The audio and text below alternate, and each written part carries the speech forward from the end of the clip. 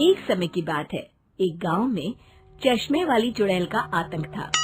चुड़ैल गांव के लोगों को अलग अलग तरीके से हमेशा परेशान किया करती थी। एक दिन रामू अपने खेत पर काम कर रहा होता है, तभी चुड़ैल वहाँ आती है। क्या कर रहे हो राजा?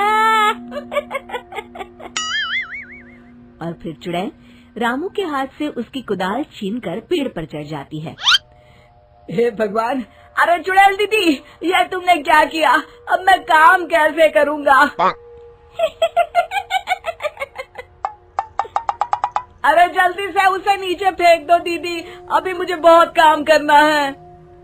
चुड़ैल रामू की कुदाल नीचे फेंक देती है और वो सीधे रामू के सर पर आ गिरती है।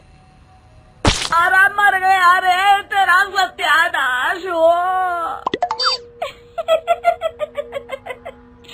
अरे बेवकूफ, तूने ही तो कहा था नीचे फेंक, तो मैंने फेंक दी। चुड़ैल हंसते हुए वहाँ से चली जाती है। एक दिन गिरधारी अपने दहेज में मिले नए स्कूटर को चलाने के लिए घर के बाहर सड़क पर ले आता है। तभी उसकी पत्नी उसे आवाज देती है। अरे सुनिए जी, आप अपना बटुआ घर पर भूल गए हैं, इसे लेते जाइए। गिरधारी स्कूटर पर चाबी लगी छोड़कर बटुआ लेने घर के अंदर चला जाता है। तभी वहाँ चश्मे वाली चुड़ैल आ जाती है और स्कूटर पर लगी चाबी देखकर हंसते हुए कहती है,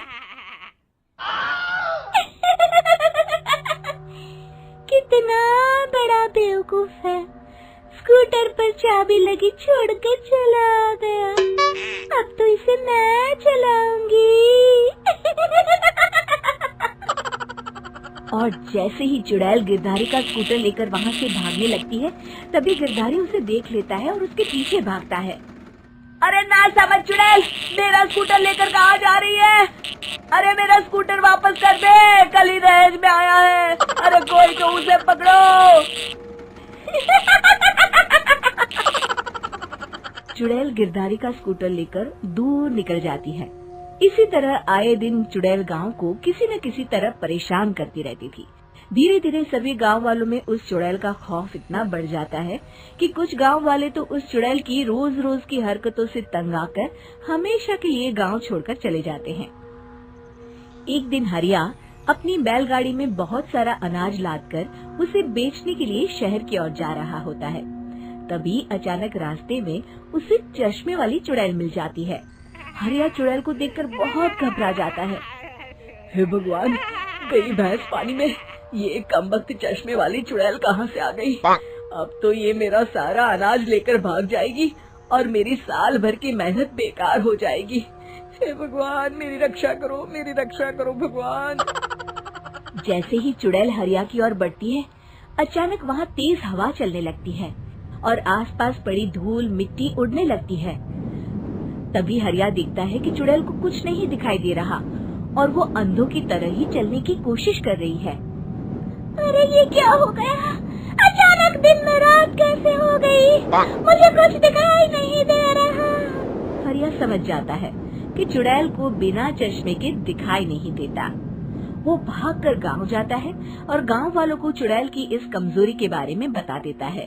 तभी गिरधारी कहता है, अरे वाह, क्या बढ़िया खबर लाए हो हरिया। अब आया ना ऊंट पहाड़ के नीचे। अब हम उस चुड़ैल को अच्छा सबक सिखा सकते हैं।